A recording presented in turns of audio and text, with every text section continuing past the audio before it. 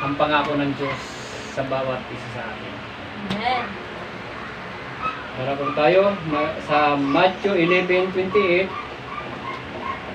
lumapit kayo sa akin, kayong lahat na nahihirapan at lubhang nabibigatan sa inyong pasanin, at kayong bibigyan ko ng kapahingahan. Pasanin yung aking pamatok at matuto kayo sa akin, sapagkat ako'y maamo at may mababang loob.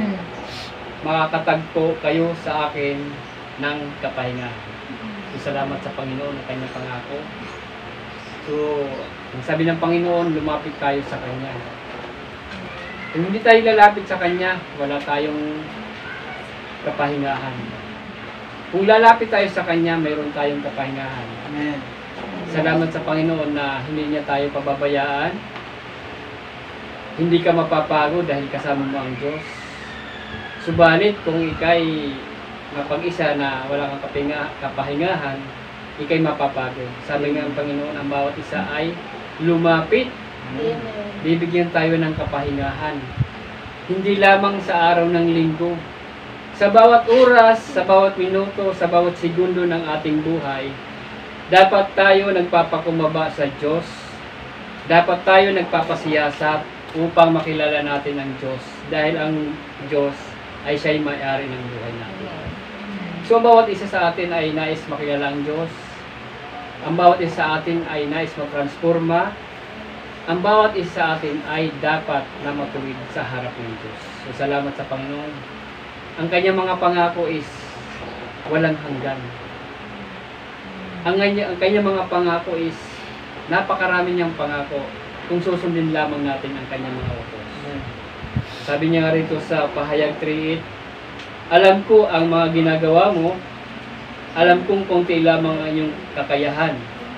Ngunit sinunod mo ang aking salita at naging tapat ka sa akin. Kaya binuksan ko na para sa iyo ang isang pinto na hindi masasarani naman.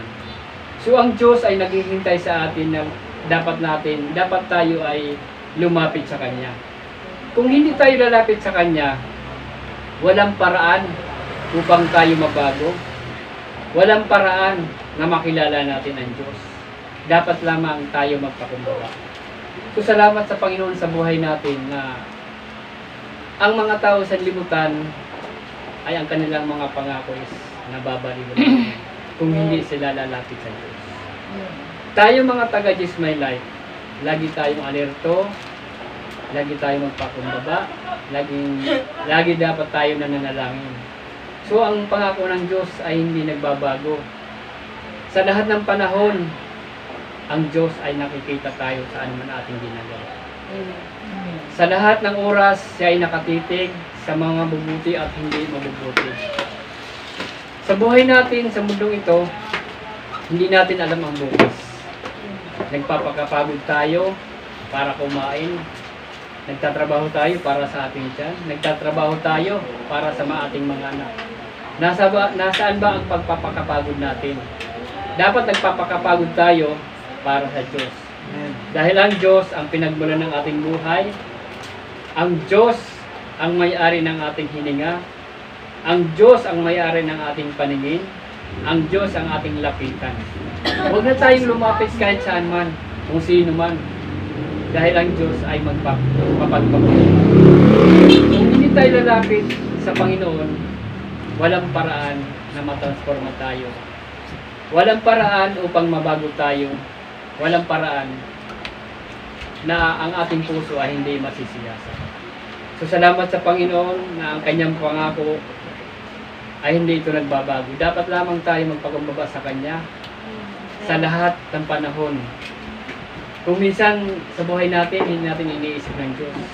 Ang iniisip natin, pagkakakitaan, ang iniisip natin mga problema. So, sabi nga ng ating pastora, dapat ang pangarap natin, ang Diyos dapat ang pangarap natin makapasok ng langit. Dahil sa langit, maraming silid na pupuntahan natin sa buhay natin pag tayo ay namatay. Hindi naman tayo forever dito sa lupa Ano bang gagawin natin dito sa lupa? Gusto mo natin tumanda dahil darating panahon, na mapapatid ang ating hininga at babalik ito sa Diyos. So sabi ko nga kanina sa mga ngaral, darating ang panahon na tayo manghihina, darating ang panahon na manlalabo ang ating mga mata, darating ang panahon na manghihina ang ating pandinig, darating ang panahon na mawawala tayo ng lakas. So huwag tayo umasa sa ating lakas, dahil ang lakas na ito, ibinibigay ito ng Diyos araw-araw sa ating buhay. So dapat natin pasalamatan ang Diyos dahil ang Diyos ang may-ari ng ating espiritu. Hindi tayo umaasa ako tao malakas, mayaman, ganito, ganon, maraming inaasahan sa buhay. Hindi yun. Dapat ang ating pangarapin sa buhay natin. Habang malakas pa tayo, alalahanin natin ang Diyos. Magpakumbaba, magpasiyasat sa ating puso, na lagi tayo magbasa ng Biblia. Sabi nga niya, lumapit tayo, magpakumbaba sa Diyos. Pasanin natin ang kanyang cross, siya ay maamo at mapagkumbaba. Wala tayong ibang lalapitan kundi ang Diyos. Wala naman tayong mapapala dito sa sanlibutan dahil ang buhay natin ay may hangganan, di ba? Wala tayong kumain ka man, yumaman, aanin mo naman ang yaman. Meron ka ng lahat ng bagay, wala ka naman Diyos. Meron kang barko, meron kang eroplano, meron kang lahat na hindi naman dapat pangarapin mo. Ang pangarapin mo sa buhay ng isang tao makarating ng langit dahil darating panahon ang parusa ay hindi mawawala. Kung ikay nagtitiwala, nananiwala ka sa Diyos. Dahil mahirap talaga sa panahon ngayon. Masarap ang buhay. Amen. Naaasahan mo ang Diyos. Ipagkatiwala mo sa Kanya ang iyong mga kabalisahan. Ipagkatiwala mo ang iyong mga lakad. Huwag kang mawala ng pag-asa. Habang nabubuhay ang tao sa daigdig ito, huwag tayo mawala ng pag-asa. Magpasalamat ka, ikay humihinga. Magmasalamat ka, malakas ang iyong tuhod. Yung pera, madaling mawala, madaling kitain. So, salamat sa Panginoon. Sa Kanya mga pangako, dapat tayo matuto na kilalanin ito ng Diyos bilang ating buhay, bilang ating pinagmulan. So, ang lahat ng ito ay nagmumula sa Diyos. So, ito ang Kanyang mga pangako, mga kapatid, na dapat lamang tayo lumapit, magkumbaba. Salamat sa Panginoon.